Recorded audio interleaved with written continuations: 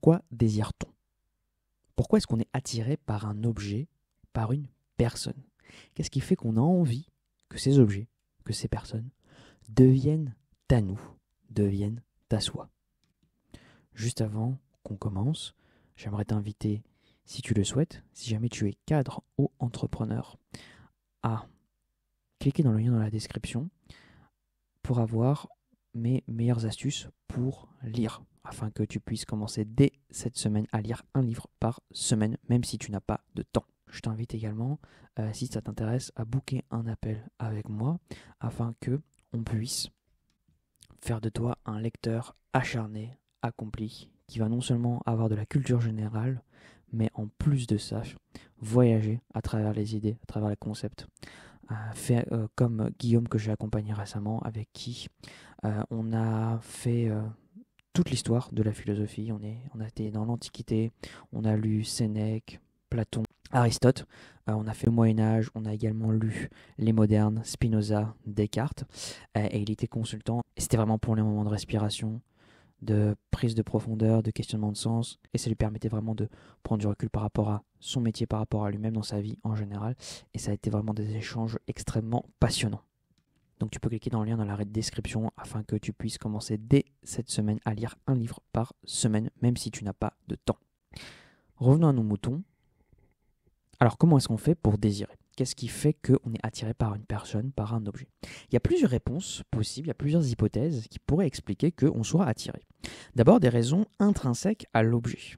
Alors les raisons intrinsèques à l'objet, ce sont toutes les choses qui font que l'objet, il est ce qu'il est, et donc on a envie de cet objet. Prenons un exemple.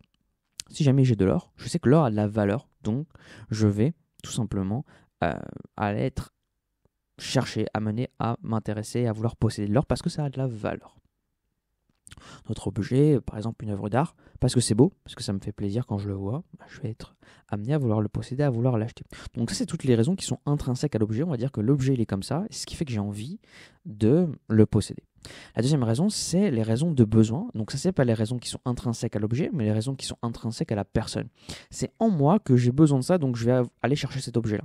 Par exemple, j'ai en moi le besoin vital d'aller boire de l'eau. Donc je vais essayer d'aller posséder un peu de ressources, un peu d'eau. De la même façon, je vais être amené à posséder, consommer de la nourriture pour moi parce que c'est un besoin pour me nourrir, pour survivre.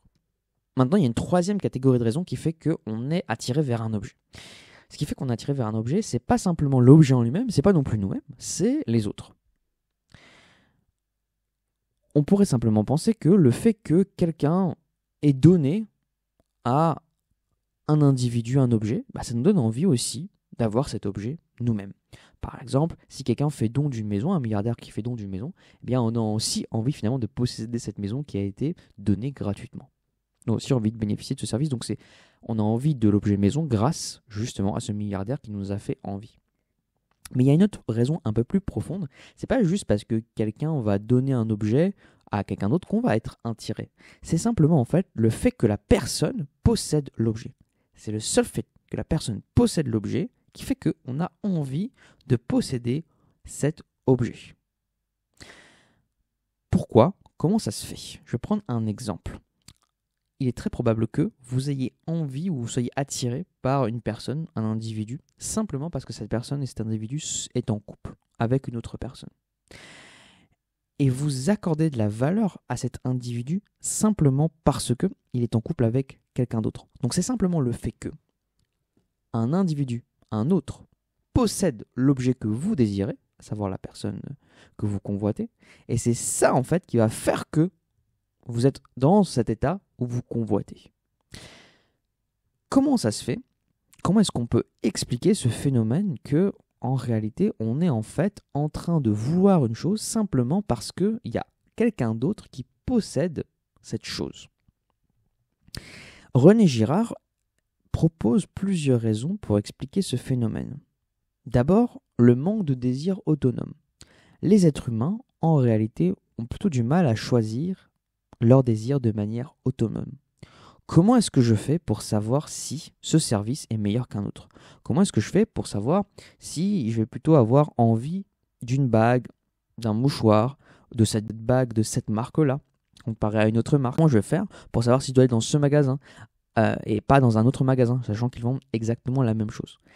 Eh bien, je vais simplement, pour pouvoir décider, pour pouvoir m'orienter dans mon choix, me référer aux autres. C'est pour ça d'ailleurs qu'il y a beaucoup, quand vous regardez sur tous les sites de vente, des individus qui mettent des commentaires, et les objets qui reçoivent le plus de ventes, le plus d'achats, ce sont les objets sur lesquels il y a beaucoup de commentaires clients avec une preuve sociale, simplement parce que les autres ont dit voilà, ça c'est bien, et du coup on va aller se diriger vers cet objet. Donc en fait on a un désir qui n'est pas forcément autonome. Parmi la multiplicité des choses dans le réel, on ne sait pas forcément qu'est-ce qui est bon, qu'est-ce qui n'est pas intéressant. Et le fait qu'on voit des gens s'y intéresser, ça nous donne envie de nous intéresser et ça nous donne envie de posséder. Un peu comme, si je prends un exemple par contre, cette fois-ci à travers l'art, la Joconde, il y a peut-être des gens qui n'ont pas forcément trouvé ce tableau exceptionnel au point de dépenser des milliards, mais pourtant ils voient qu'il y a des gens qui soient capables de l'acquérir pour des fortunes. Il y a beaucoup de gens qui vont étudier, analyser ce tableau, le montrer à d'autres gens, qui vont s'attrouper de nombreuses minutes dans le Louvre pour pouvoir avoir un accès privilégié au tableau. Et ben ça nous donne envie, on se dit mais qu'est-ce qu'il y a là? S'il y a d'autres gens qui s'y intéressent, c'est que peut-être c'est intéressant. Et donc c'est le fait que d'autres gens s'y intéressent qui fait qu'on est porté vers cette chose-là. Donc parce que nous-mêmes, les individus ne savent pas ce qu'il faut désirer, ne savent pas ce qui est bon, parce qu'il y a beaucoup de choses dans le réel, beaucoup d'événements, beaucoup d'objets, et on ne sait pas quoi choisir, et les autres, finalement, choisissent pour nous. Deuxièmement, l'influence, bien entendu, sociale et culturelle. Comme les autres nous guident dans nos choix, forcément, on est influencé par eux. Ce sont en fait la société qui va définir quels objets sont intéressants ou non. L'art, par exemple, c'est un objet qui est considéré comme intéressant par la société. On apprend l'art, on développe ses compétences artistiques, par exemple, dès l'école, avec la littérature, l'enseignement de la littérature, on développe cet attrait pour les textes littéraires. Troisième chose qui fait que on a envie de cet objet parce que l'autre le possède, ça nous crée une identité. Le fait qu'on puisse être attiré par certaines choses et qu'on fasse certaines actions pour posséder cette chose-là nous donne une identité et nous permet de nous définir socialement. Si je prends un exemple, si vous êtes quelqu'un de religieux, eh bien cette religion, elle passe aussi, ce rapport à Dieu passe aussi par la connexion avec d'autres individus et le fait que vous puissiez vous revendiquer, vous dire je suis chrétien, je suis musulman, je suis juif, je suis athée. C'est cette capacité à, quand on est attiré par un objet, en l'occurrence ici Dieu, si je puis appliquer le mot d'objet bien entendu à Dieu, le fait que je sois attiré vers cet objet, eh bien, ça me donne une identité, je suis un croyant et donc ça me permet d'être reconnu auprès des autres. Enfin, quatrième et dernière raison qui est la plus tendue, c'est la rivalité et la distinction. Le fait que quelqu'un d'autre possède ce que j'ai me fait désirer ce qu'il a. Et là, il va se passer quelque chose qui est de l'ordre de la rivalité. Parce que je vais essayer aussi, moi de mon côté, d'aller posséder, d'aller acquérir un peu ce que lui possède. Et ça me permet de me sentir supérieur si j'arrive à posséder ce que lui a possédé. Si je reprends l'exemple du couple, cet individu, cet homme que vous vouliez séduire, et c'est cette femme qui le possède, si jamais en tant que femme ou en tant qu'homme, vous arrivez à aller choper, si jamais en tant que femme ou en tant qu'homme, vous arrivez à aller hameçonner et séduire et récupérer cet homme, vous vous sentirez extrêmement supérieur, vous vous sentirez accompli, vous vous direz j'ai réussi à faire ce qu'elle n'a pas réussi à faire, c'est-à-dire garder l'homme, c'est moi qui l'ai pris pour moi et c'est moi qui vais le garder à présent. Donc vous êtes dans une dynamique de supériorité, de recherche de supériorité et c'est cette compétition finalement qui vous attire et la compétition avec l'autre. Ainsi, le fait d'être attiré par ce que autrui possède, ça peut se produire dans énormément de contextes différents, comme des biens matériels, une maison, des statuts sociaux, le fait d'être patron d'une entreprise ou même les relations amoureuses, avec l'exemple que j'ai pris juste avant. René Girard appelle désir mimétique le fait que on désire parce que l'autre possède. C'est aussi appelé en économie le désir triangulaire. Il y a nous, il y a l'autre individu et il y a l'objet. L'objet est entre les deux. L'objet est convoité par l'un et possédé par l'autre. Et c'est cette relation triangulaire que René Girard appelle le désir mimétique. Et le désir mimétique, pourquoi désir mimétique? Parce que désir tout simplement parce qu'on a envie de cet objet-là. Et mimétique, ça vient donc du grec mimesis qui veut dire la copie, l'imitation. On désire par imitation. C'est la thèse de Roger Girard, la thèse centrale de Roger Girard. On désire parce que les autres désirent. Et on pouvait faire ce constat dans votre vie quotidienne, pas vous demander en fait si vous êtes intéressé par le fait de devenir prof, parce que il y a d'autres personnes autour de vous qui sont des professeurs et qui possèdent ce statut-là, ces connaissances-là que vous aussi, vous voulez acquérir, vous voulez devenir entrepreneur, millionnaire, parce qu'il y a d'autres gens qui possèdent de l'argent et vous vous dites pourquoi pas aller chercher un peu de cet argent-là. On a fait ce constat-là, donc les humains fonctionnent par mimétisme. Le désir humain fonctionne par mimétisme. Maintenant, il y a 4 façons de réagir à la situation problématique du désir mimétique, à savoir le fait que si jamais j'ai été le compagnon, on m'a pris ma compagne, quelqu'un d'autre m'a pris ma compagne, il y a 4 façons de réagir en réalité à cette situation qui est pour le moins un peu complexe, pour le moins inattendue, pour le moins qui peut poser tort, causer problème à l'individu, ou même si vous volez la boîte de quelqu'un, si vous êtes capable de vous accaparer le poste que convoitait quelqu'un. Il y a 4 façons de réagir pour l'être humain. La première réaction, c'est rien. L'être humain est indifférent. On me vole ma compagne, je reste indifférent. Ce n'est pas grave, ce n'est pas un problème pour moi. Je pense que c'est pas une majorité des gens qui réagissent comme ça, mais c'est une possibilité qu'on peut envisager. Deuxième réaction, c'est la frustration. La frustration, c'est-à-dire qu'on se dit purée mince, et là on commence à ronger son frein en se disant il m'a volé ma compagne, et puis on reste dans cette situation-là de frustration, de tristesse, toutes les émotions négatives qui vont être engendrées suite à cette perte. On en reste là. Un individu qui est heureux, l'autre qui est malheureux. Troisième possibilité, on peut tout à fait aussi imaginer une joie de la part de l'individu qui perd sa compagne se disant « Ah, c'est un mal pour un bien ». Et puis qui prenne bien cette situation finalement, joie, bonheur, l'occasion pour lui de rebondir, de trouver d'autres compagnes et de se dire que celle-là n'était peut-être pas faite pour lui. Possibilité aussi. Quatrième piste, quatrième option qu'on peut envisager dans cette situation, et ça c'est la plus problématique, et c'est sans doute celle qui arrive le plus de fois, c'est la rivalité mimétique. À partir du moment où on a le désir pour la même chose, qu'on veut ce que l'autre possède, et qu'il y a une ressource limitée, au sens où on ne peut pas trouver cet individu, cette femme, n'importe où, et il n'y en a qu'une seule, donc on veut la posséder. De la même manière que l'argent, il n'y en a pas de façon illimitée, on veut posséder l'argent qui est là, qui est disponible. Et ben ça va créer ce que René Girard appelle la rivalité mimétique. La rivalité mimétique, c'est quoi ? C'est lorsque on veut tous les deux la même chose, que la chose est rare, et donc on va se battre pour l'obtenir. Cette rivalité mimétique conduit inévitablement à la violence. Elle est caractérisée par une escalade de tension et d'agressivité entre les individus ou les groupes. Il n'est pas du tout impossible d'imaginer 2 individus qui, comme l'un lui a volé son épouse, sa compagne, ils veulent se venger. La vengeance pouvant passer par plusieurs choses, soit peut-être le meurtre de cette compagne, le meurtre de lui-même, le meurtre d'un autre, d'un proche. Ça peut aller extrêmement loin. Donc les risques et les conséquences finalement du désir mimétique, c'est la rivalité mimétique qui elle-même génère de la violence. La violence, c'est le point nodal de la société, en réalité. Parce que si on admet et on part du principe que toutes nos actions sont motivées par un désir mimétique, il risque d'y avoir de fortes tensions qui peuvent être générées à tout moment entre 2 individus. À partir du moment où les êtres humains vivent en groupe et qu'ils ont avec eux des ressources limitées, il est nécessaire qu'à un moment ou à un autre, le désir de ces individus et la possession de certaines ressources par certains individus conduisent à des situations de violence. Et ça, c'est problématique pour les sociétés humaines parce que la violence interne, la violence entre les sociétés est extrêmement dangereuse parce qu'elle peut mener à la fin du groupe.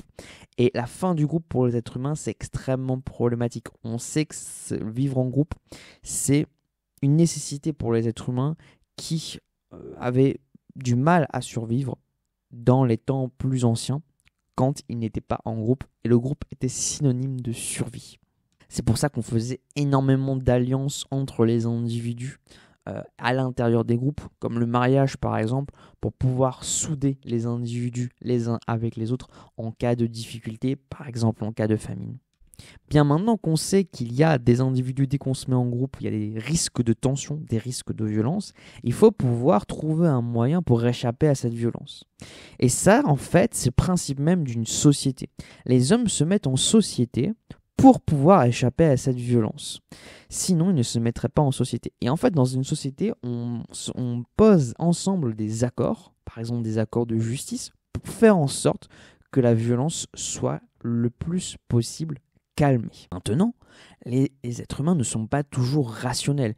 Ils ne répondent pas toujours aux lois. D'ailleurs, il y a beaucoup de gens dans la société qui font des crimes, qui font des viols, qui font des infractions, des choses qui ne sont pas acceptées par la loi et la justice. Ainsi, pour éviter cette violence-là, certains individus, la société, a trouvé un mécanisme. Un mécanisme pour éviter cette violence qui est fondamentale, qui est intrinsèque à toute mise en communauté, en relation d'êtres humains. Pour éviter leur autodestruction, les sociétés identifient ce que René Girard appelle le bouc émissaire.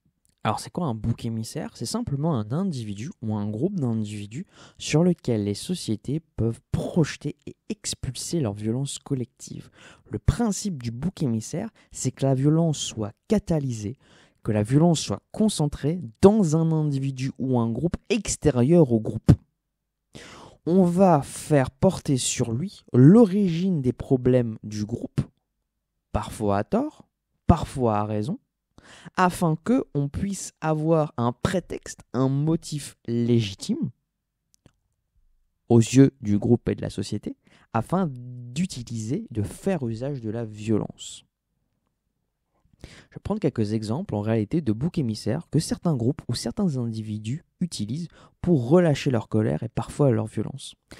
À l'école, le professeur parfois peut être très en colère contre un élève. Le mauvais élève. C'est à cause de lui que tous les problèmes de la classe existent. S'il n'y avait pas cet élève perturbateur, la classe fonctionnerait mieux, le groupe irait bien. C'est pour ça que le professeur peut se permettre d'être violent avec cet élève, violent verbalement. Notamment, parfois évidemment violent physiquement, même si ça reste rare.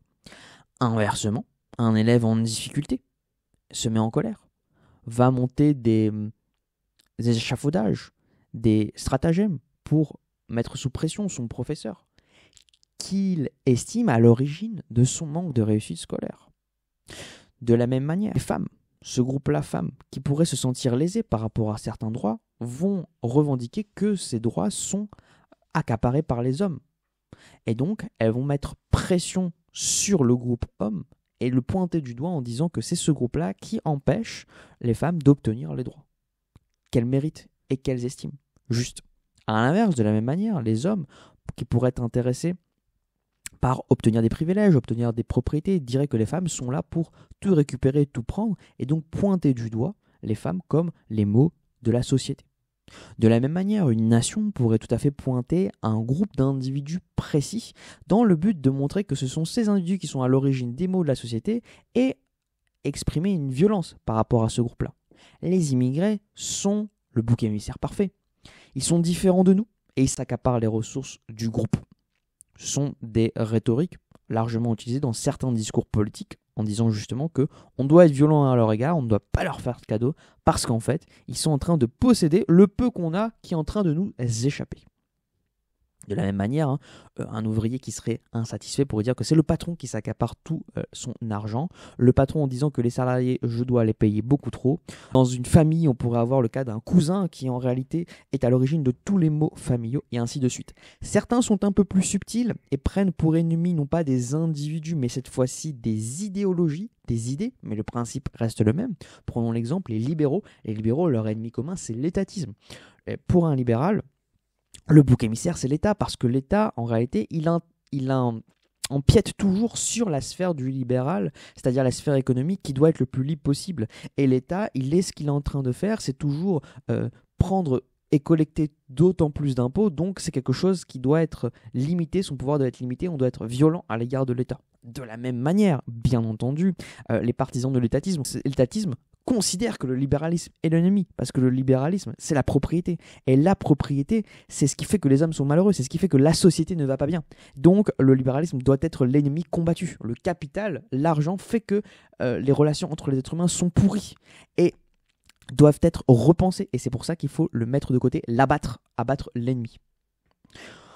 Alors, comment est-ce qu'on s'occupe d'un bouc émissaire? Évidemment avec violence. Dans toutes les sociétés, il y a ce qu'on appelle le principe du sacrifice. Sacrifier, c'est perdre dans l'instant, mais obtenir plus tard. C'est ça le principe du sacrifice. On sacrifie un morceau de pain, par exemple, pendant la puja, pour la divinité. La puja, c'est la cérémonie de remerciement dans l'hindouisme.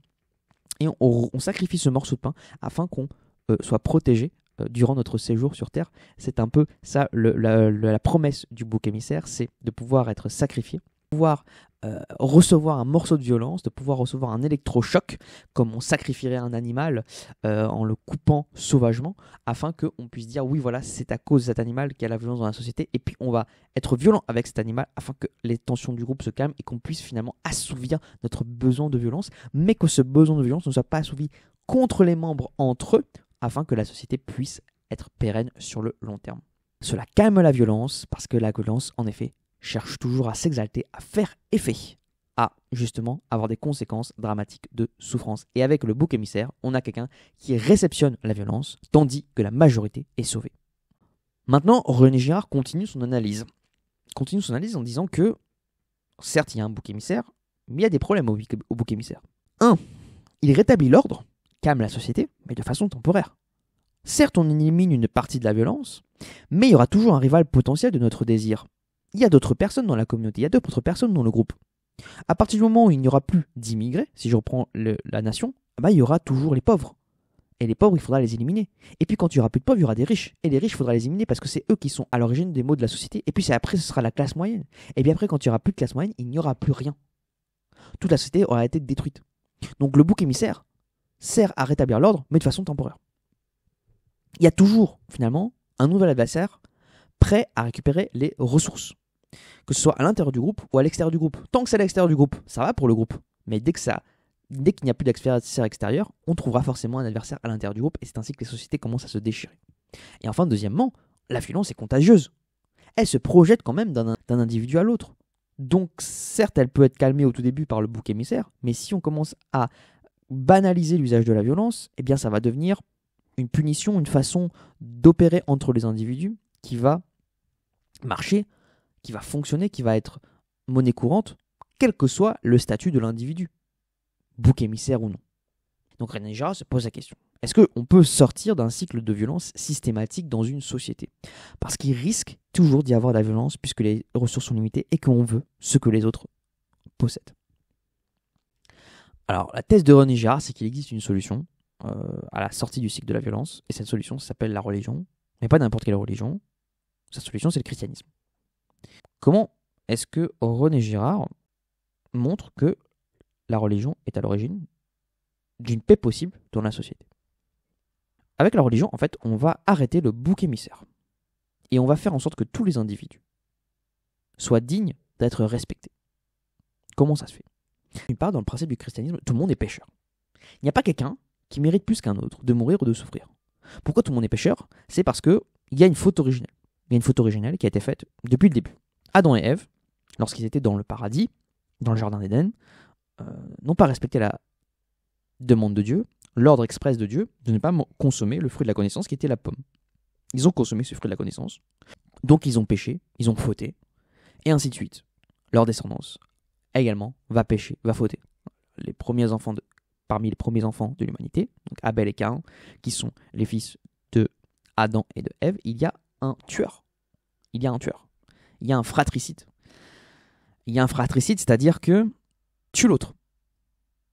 Pourquoi? Parce qu'il a obtenu ce que l'autre n'a pas obtenu, c'est-à-dire l'allégeance de Dieu. Il y avait une petite histoire dans la Genèse où justement Dieu vient donner sa bénédiction à l'un des deux frères et pas à l'autre, parce que l'un a bien fait son travail et l'autre, qui a estimé avoir bien fait son travail, il n'a pas eu la reconnaissance de Dieu, donc il est allé tuer son frère. Donc tout le monde est pécheur. Il n'y en a pas un pour remplacer l'autre. Il n'y a pas quelqu'un qui est en dessous des autres, comme le bouc émissaire. Dans la religion, tout le monde est pécheur, tout le monde est au même niveau. Tout le monde est au même niveau devant Dieu, Donc, fin du bouc émissaire. Et deuxièmement, c'est là que la religion chrétienne va encore plus loin. C'est l'invention du bouc émissaire ultime. Le bouc émissaire parfait. Parce qu'il existe un individu qui est un bouc émissaire fondamentalement bon et parfait et qui a subi une injustice cruelle. C'est Jésus. Jésus est présenté comme entièrement innocent dans la Bible. Et toutes les accusations portées contre lui mettent en lumière la pratique injuste de choisir un bouc émissaire pour résoudre les conflits sociaux. Sa mort expose le mécanisme de bouc émissaire comme fondamentalement injuste et basé sur un mensonge. Jésus n'est pas comme les boucs émissaires traditionnels, qu'on peut dire qu'ils sont en train de jouer leur jeu, de jouer leurs cartes. On pourrait tout à fait dire que certains boucs émissaires n'ont pas de bonnes intentions et que c'est légitime qu'on puisse aller les chercher, aller les détruire. On pourrait dire que la personne qui a volé le mari d'une épouse, elle est fondamentalement mauvaise. Elle sait bien qu'il ne faut pas jouer à ce jeu-là, que ce n'est contre la morale, mais elle le fait quand même. Donc, elle mérite son sort, elle mérite d'être punie. Maintenant, si on a affaire à un bouc émissaire, à quelqu'un qui est en train de subir les maux de la société, mais qu'on montre que cette personne est parfaite, mais qu'on montre que cette personne ne mérite pas son châtiment, alors ça fait sens. Alors ça fait sens de montrer que le bouc émissaire, on peut être un bouc émissaire, on peut subir une violence, mais de manière injuste. Et on montre qu'on peut subir une violence de manière injuste en disant que tout le monde potentiellement peut être dans cette situation. On peut tous subir une violence, qui qu'on soit, d'où qu'on vienne. On peut tous subir une violence de façon injuste. Et Jésus en est la preuve. Jésus en est la preuve parce que Jésus prêche l'amour. Il prêche le pardon. Il prêche la non-violence. Il ne répond pas à la violence par la violence, mais il répond à la violence par le pardon. Et malgré ça, il subit. Malgré ça, il est tué sur la croix. Et Jésus, c'est la métaphore, c'est la leçon pour tous les chrétiens. La leçon pour tous les chrétiens qui dit que justement, on doit tendre une main à tout le monde et personne ne doit subir d'injustice, de violence, de manière complètement arbitraire. C'est ainsi que le cycle de la violence peut être brisé dans la société. La rupture du cycle se fait avec la résurrection de Jésus. La résurrection de Jésus, c'est la défaite de la violence. Elle démontre que malgré le fait que les individus détruisent le principe de l'amour revient. Le principe du pardon revient. Il est dans la résurrection, il est toujours là. On peut toujours donner une seconde chance. La violence n'est pas une solution nécessaire et elle ouvre la possibilité d'une communauté humaine basée sur des principes différents. Le christianisme offre une voie qui ne repose pas sur le sacrifice de boucs émissaires pour le maintien d'un groupe, mais par la cohésion sociale et l'amour du prochain pour étendre le groupe, le faire prospérer, le faire grandir. La compréhension et l'acceptation de l'enseignement de Jésus ont le potentiel de transformer les sociétés en remettant en question les fondements de la violence et du désir mimétique. Et cela peut mener, dans la conception de René Girard, à une société où la paix et la justice ne sont pas obtenues par l'exclusion et le sacrifice, mais par la compréhension mutuelle et le respect. Un petit résumé de ce qu'on a vu dans cette vidéo. 1. Il y a un désir mimétique. 2. Ce désir nous pousse à vouloir ce que l'autre veut.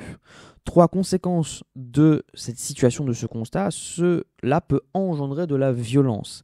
4. Pour éviter cette violence qui peut détruire les individus les uns après les autres, on crée un catalyseur de violence, le bouc émissaire. 5. Le bouc émissaire prend la violence du groupe.